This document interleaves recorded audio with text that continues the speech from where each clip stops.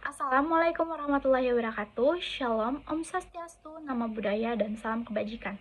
Perkenalkan, nama saya Aldana Najwa Putri, NPM saya 2310265. Di sini saya akan menjelaskan dan membahas jurnal internasional yang digunakan dalam penelitian.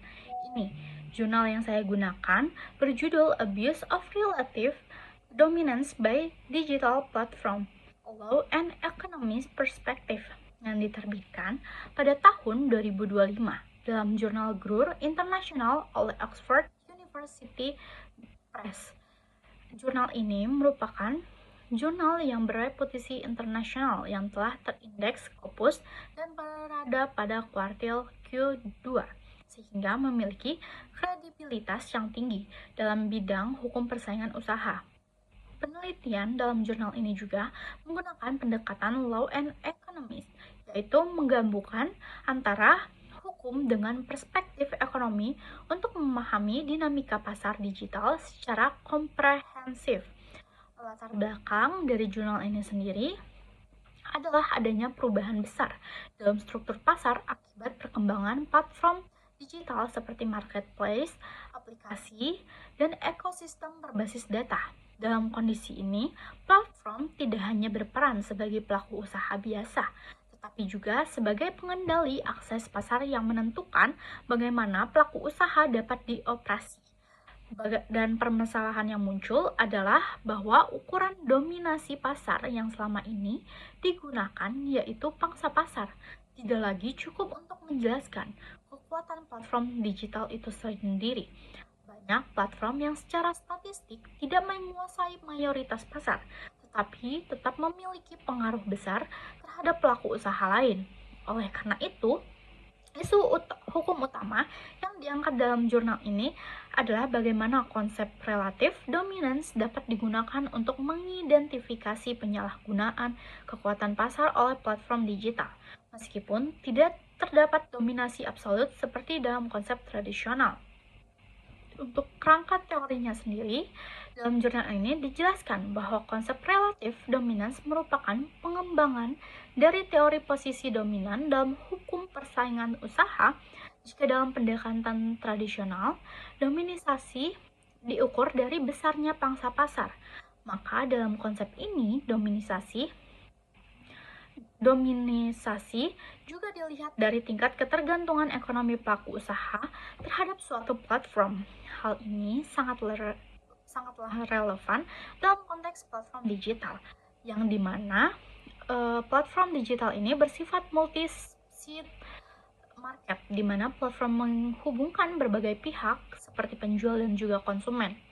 Dalam kondisi tersebut, pelaku usaha seringkali tidak memiliki alternatif lain selain menggunakan platform tersebut, sehingga menciptakan ketergantungan yang tinggi.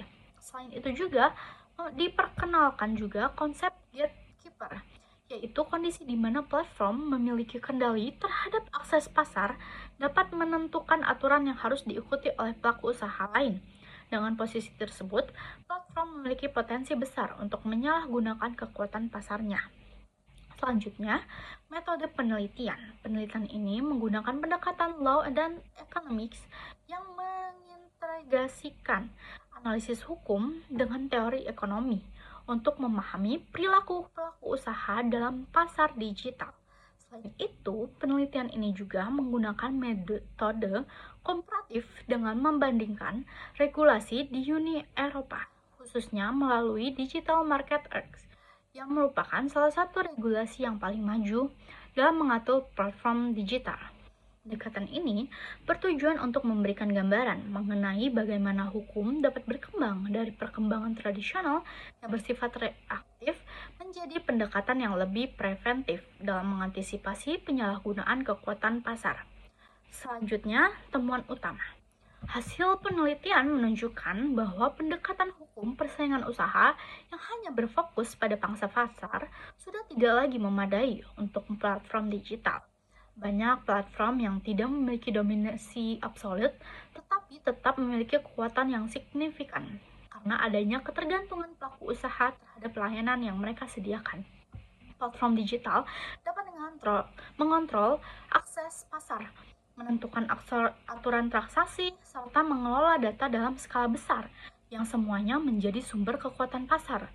Oleh karena itu, dominasi dalam konteks digital harus dilihat secara luas, tidak hanya dari sisi kuantitatif, tetapi juga harus dihubungkan dengan ekonomi yang terjadi dalam ekosistem platform. Selanjutnya, analisis saya kritis.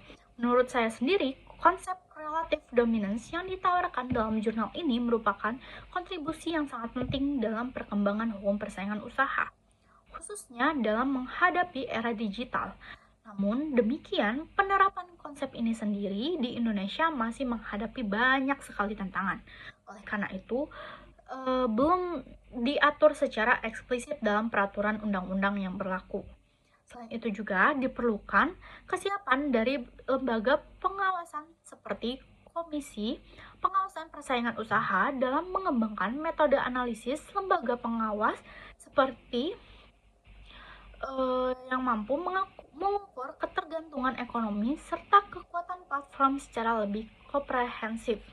Tanpa adanya pembaruan regulasi dan juga peningkatan kapasitas institusi, konsep ini akan sangat sulit diimplementasikan secara efektif.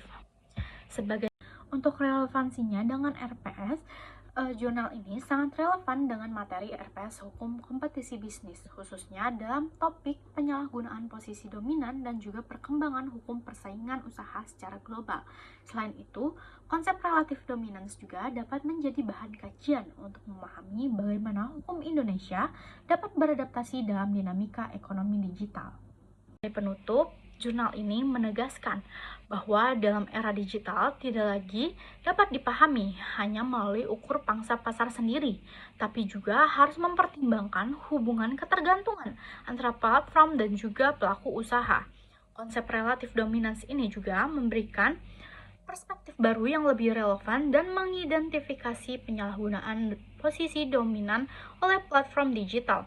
Oleh karena itu, konsep ini dapat menjadi dasar bagi pengembangan hukum persaingan usaha di Indonesia sendiri, agar lebih adaptif dan juga terhadap perkembangan ekonomi digital.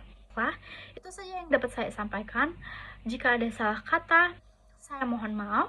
Wabillahi taufiq wal hidayah. Wassalamualaikum warahmatullahi wabarakatuh.